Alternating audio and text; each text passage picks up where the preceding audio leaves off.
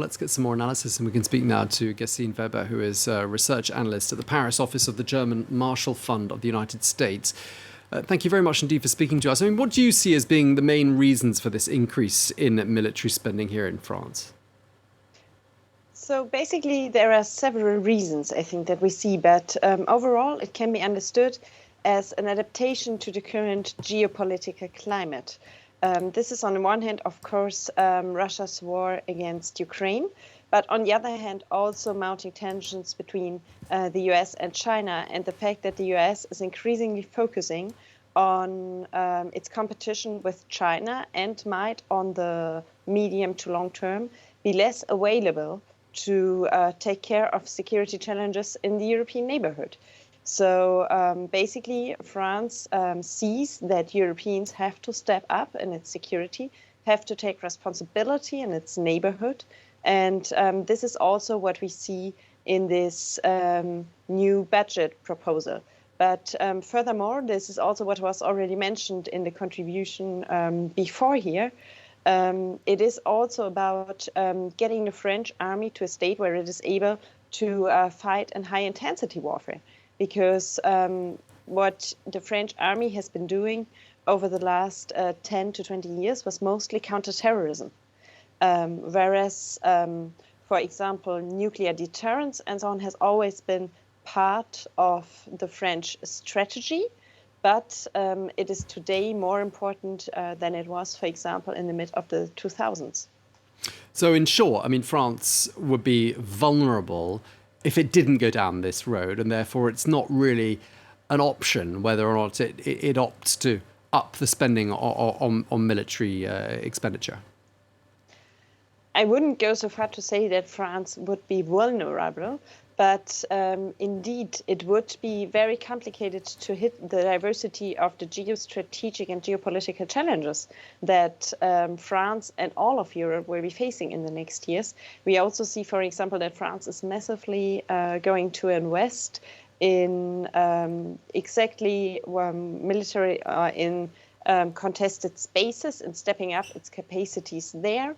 That means, for example, a submarine, that means cyber, that means outer space, because we see an increasing militarization and increasing risk of conflict also in these spaces. And that is something that the current French army, just as other European armies, still need to prepare for a bit more. Are other European countries making decisions like this as well? I mean, France isn't alone, is it, in deciding to increase military spend by 3 to 4 billion a year? How does France compare to, say, a country of a sizable population just across the Channel? And I'm talking about the UK. We see basically in both countries that there is a willingness to do more in security and defense. And we also see when it comes to the broader strategies that the UK and France look pretty similar. Both of them acknowledge the vital importance of the Indo-Pacific for European security as well. Particularly also for economic security. But for France, we must not forget that the country also has, for example, overseas territories.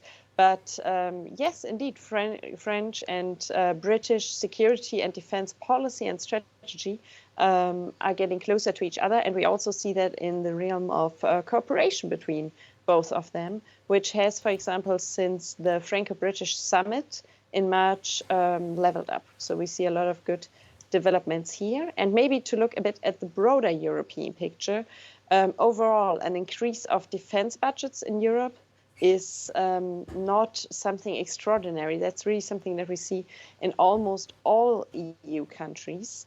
And when we just look at the numbers, then we can also say that time was up for that. NATO members already agreed several years ago that member states actually wanted to spend 2% of their GDPs on defense spending. But in 2022, only 7 countries, according to NATO numbers, have hit that benchmark. And France, for example, was not among them. So here it's more like leveling up to what France is supposed to do to hit its alliance commitments. but also to assume its role as a leader in European security and defense. Okay, well, thank you very much for taking the time to speak to us, Gesine Weber at the German Marshall Fund of the US. Thank you very much indeed for your time. Thank you.